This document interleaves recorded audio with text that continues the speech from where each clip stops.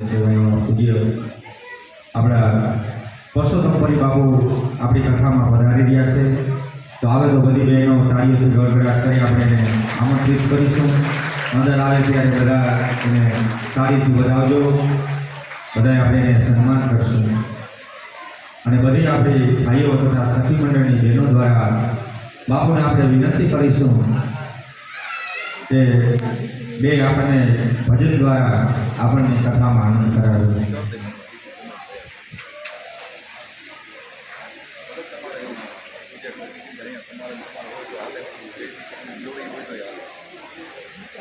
હવે ગોકુળની અંદર એમ કહેવાય છે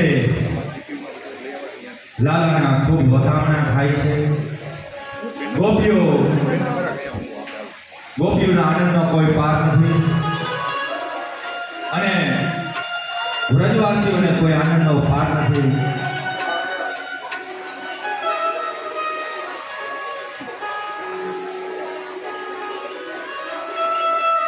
સુકામ નંદ બાબાને ત્યાં કાયમને માટે નારાયણ ભગવાનની ઠાકોરજીની સેવા થતી એટલે ઠાકોરજીને ત્યાં પધારવું પડ્યું છે. નંદ બાબા વિચાર કરે છે કે આ બાળક તો મારો નારાયણ સ્વરૂપ છે.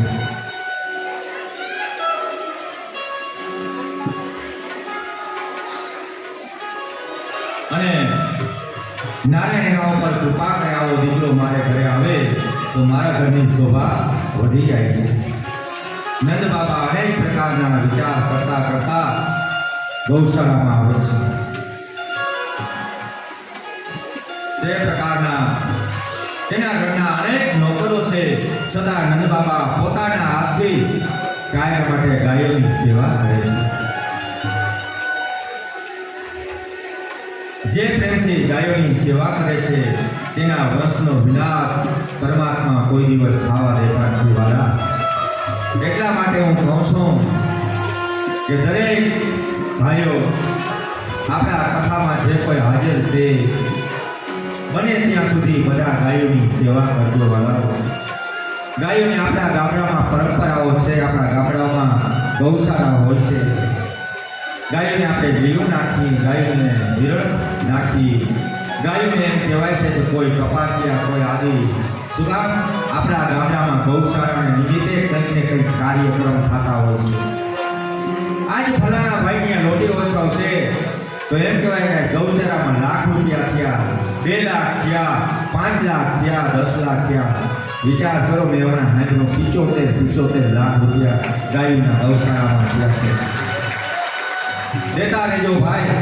આ પુણ્ય બહુ ભાગવતમાં પણ બહુ મોટો બતાવ્યું છે કે ગાયોના જ્યાં ગૌસરો હાલતો હોય ત્યાં 5 રૂપિયા દાન કરજો, એ સાથે આવશે. દેતા રહેજો વાલા. વિચાર કરજો, ત્રિલોકનો નાથ ભગવાન કૃષ્ણ કનૈયો આજે ગોકુળની અંદર લીલા કરી રહ્યો છે. નંદ બાબા અનેક પ્રકારની ગાયોની સેવા કરે છે. પોતે હાથેથી કરે છે. પ્રેમથી ગાયની સેવા કરે ને એના વંશ વધે છે. નંદ બાબા પ્રાર્થના કરે કે હે પ્રભુ, મારે માટે નહીં પણ આ ગાયોને માટે મારે પુત્ર, આ ગાયોની કૃપાથી મારે દીકરો આવ્યો છે. પાછો મારો દીકરો એ પણ ગાયની સેવા કરે અને ઠાકોરજી રાજી થયા અને મને ભગવાને દીકરો દીધો. રાજી થયા નંદ બાબા. ભગવાને રોગી 11 વર્ષ 52 દિવસ ભગવાને ઉઘાડે પગે ગાયોની સેવા કરી હતી. ગાયું ચાઈ દીધી. યશોદા માજી ચાકરી આપે, લાલા આલા તારી ગેડી, આ તારો સાફો, આ તારો ભતવાર અને આ ચાકડી પહેર લે એટલે તને જંગલમાં કાંટા ગોખરું બહુ છે. આપણા જંગલ છે ને, ગાયો ચારવા જઈશ ને ત્યાં ગોખરું બહુ છે. તરત કાંટો દે, કીડા જેવો હોય, દેખાય નહીં, તને ગોખરું લાગશે.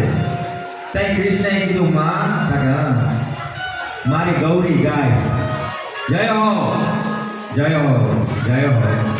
કૃષ્ણ એક વાલી ગાય હતી, એનું નામ હતું ગૌરી. બરાબર છે? ગૌરી ગાય હતી. કૃષ્ણ બધી ગાયના કૃષ્ણે નામ પાડ્યા. જેનું નામ લે એ ગાય આવે. ઘણી વાર બધા શાંતિ રાખજો. જેવું નામ લે એવી ગાય આવે, પણ અહીંયા ગૌરી ગાય હતી ને, હતી બહુ પ્રિય હતી, અતિ વાલી હતી. તો જશોદાએ કીધું કે તું ચાકડીયું પહેરી લે દાદા, જાવે જલ્દી કર. જો તારા ભાઈબંધ છે ને સુદામાન, દામાન, ભગવાનના સખા, એ તારી રાહ જોતા હશે. ભગવાને એમ કીધું કે માં યશોદા, મારી ગાયું છે એ કોઈ ગુડું પહેરે છે, ચંપલ પહેરે કાઢે ના, તો મારી ગાય શું કરે? તારી ગાયો ઉઘાડે પગે જાય છે. કારણ કે મારી જો ગાય ઉઘાડે પગે હાલતી હોય તો મારાથી ચાકડીઓ ન પહેરાય. માં, હું એ ઉઘાડે પગે આ ગાયોની સેવા કરીશ. વિચાર કરજો, કૃષ્ણ દ્વારકાધીશ, ત્રિલોકનો નાથ, એ પોતે ગાયોની સેવા કરે છે. ટાઢ, તડકો, વરસાદ બધું સહન કરી અને ગાયોની સેવા કરી. આ બાજુ હજી બાલકૃષ્ણ હજીતા ઘૂંટણિયા ભરાવે છે, હજીતા લાલો ઘરતા ઈચ્છો છે, હજી આમ ડગલિયું નથી ભરતો, લાલો ઘૂંટણિયા ભર ચાલે છે, પણ તોફાની બહુ છે, બહુ તોફાની લાલો. એઠી વસ્તુ કઈ રહેવાય નથી, બસ વાત પૂરી. બહુ વિષ્ણુ નીચે કઈ વસ્તુ જ ના રહેવાય. લાલો તોફાની છે. નંદ બાબા ગૌશાળા ગયા. તે વખતે બાલકૃષ્ણ, ભગવાન કૃષ્ણ ઘૂંટણિયા ભર ચાલતા ચાલતા ઘહરતા ઘહરતા ગૌશાળાએ આવે છે. પેલી જ વખત કપાળમાં એમ કહેવાય કે કસ્તુરીનું તિલક છે. પીળા કલરનું ભગવાને જબલું પહેર્યું, પીળા કલરનું. ખબર નથી ભગવાન વિષ્ણુને કૃષ્ણને પીળો કલર બહુ વાલો. ભગવાન પીળા પીતાંબર પહેરે, પીળું કસ્તુરીનો તિલક કરે અને પીળા ફૂલ, પીળી વસ્તુ બહુ વાલે. બીજું પીળું ભગવાનને બહુ વાલો છે. બહેનો, સતી મંડળની બહેનોને ભગવાન દાદાને કૃષ્ણને છે ને બીજી પીળી વસ્તુ બહુ વાલી છે. તમે કહો તો કહો. ભગવાનને સોનું બહુ વાલો, પીળું. ભગવાન દ્વારકાધીશના મંદિરમાં જાજો, ત્યાં ભગવાનને એમ કહેવાય છે કે પગ સુધી ભગવાને સોનાનો હાર પહેર્યો છે. કૃષ્ણ, તો આપણે કંઈક વ્યવસ્થા કરજો સખી મંડળની બહેનોને કહી પીળી વસ્તુની. હાજર કાલે સવારે ખંભાળીએ જીગાવજો.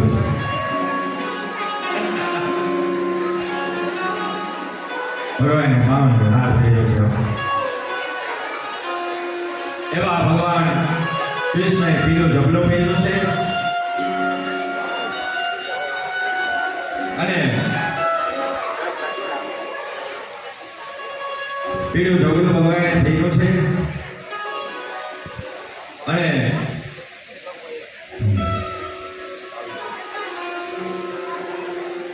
બોલો દ્વારિકાધીશ કી જય. જય હરિબાપુ આપણી કથામાં પધારી ગયા છે. બોલો ભીલભંજન મહાદેવની જય. જંગલેશ્વર મહાદેવની જય. પધારો પ્રભુ પધારો. નીલકંઠ મહાદેવ સતી મંડળ તરફથી આપણી કથાની અંદર પૂજ્ય પરસોત્તમ પરી બાપુ આપણી કથામાં પધારી રહ્યા છે. આપણે ખરેખર બહુ ભાગ્યશાળી છે કે આવા મહાન સંતો આપણી કથામાં પધારે અને આપણો કથા મંડપ એમ કહેવાય છે કે પાવન થાય, પવિત્ર થાય એવું જેનું જીવન છે. ભગવાન દ્વારકાધીશની એના ઉપર ભીડભંજન મહાદેવની અસીમ કૃપા છે. એકદમ આપણા શબ્દો ઓછા પડે એવું જેનું પવિત્ર જીવન છે. એના દાદાઓથી લઈ પિતાશ્રીથી લઈ આજ સુધીના જેનો પરિવાર છે એમાં આજે સંસ્કારોની જેને કોઈ ખામી નથી. જે આપણા શબ્દો ટૂંકા પડે એવા બાપુ આપણી કથાની અંદર બનાવ્યા છે. આપણો કથા મંડપ અતિ પવિત્ર બનાવ્યો છે, બહુ રમણીય બનાવ્યો છે. તો બાપુનું આપણે બધાએ સાથે મળી અને તાળીઓના ગગડાટથી આપણે એને વધાવી. બરાબર બાપુ, બરાબર.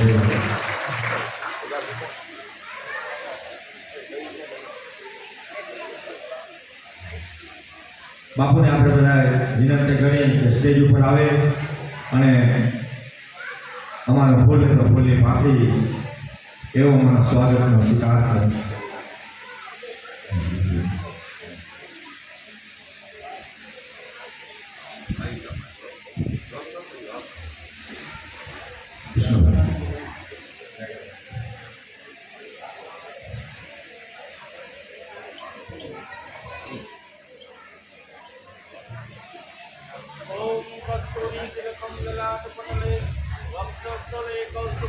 नासाग्रे वरमोदिकं करतले भेदो हरेणं वरं सर्वाङ्गे हरिचन्दनं सूरिणं कण्ठे च मुक्तावली गोपस्त्री परिवेशितो विजयते गोपालचूडामणि।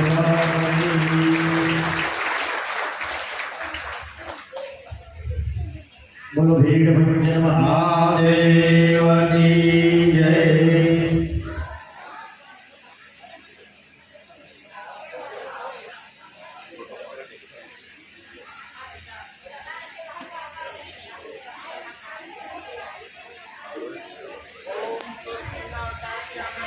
ગામજનો તરફથી સમસ્ત ગામ તરફથી બાપુ આવી અને શબ્દરૂપી બે ઘડી અમને ભગવાન લાલ અને કૃષ્ણને સંભળાવી અને બધાએ અમારા બહેનો ભાઈઓને આનંદ કરાવ્યો એવી અમારી પ્રાર્થના છે.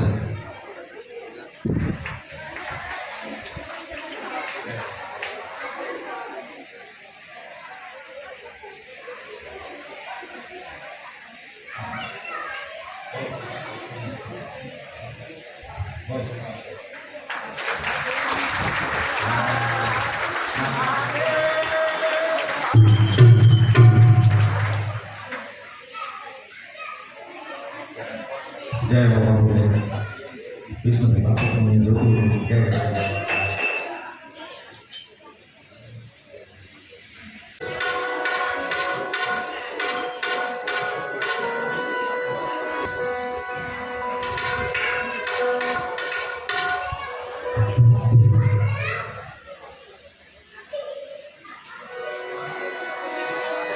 બાપુ માયમાં ફેરફાર કરવો તો જોઈએ.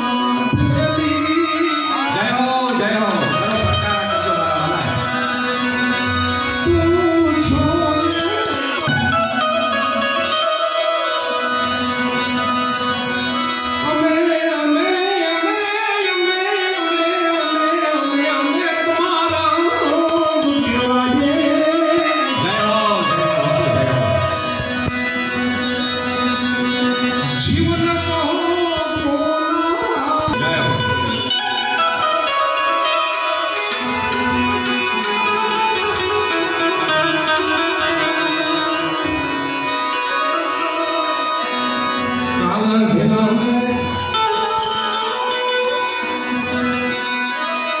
અમે તમારા કેવાય જપીએ દાદા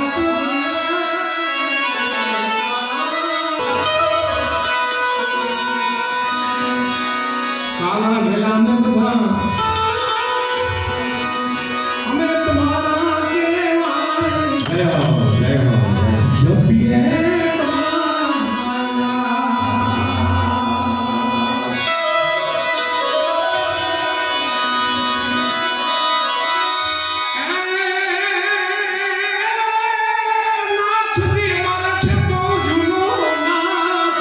જય હો વાલા જય કમલેશ્વર